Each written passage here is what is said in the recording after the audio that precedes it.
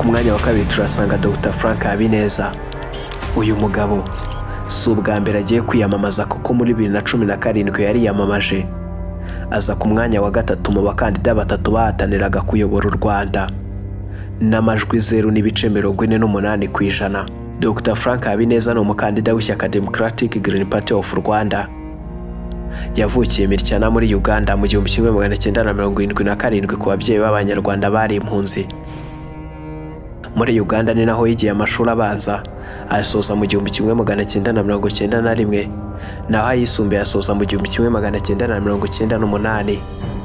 Mu 1999 yagiye muri kaminuza y'u Rwanda i Butare.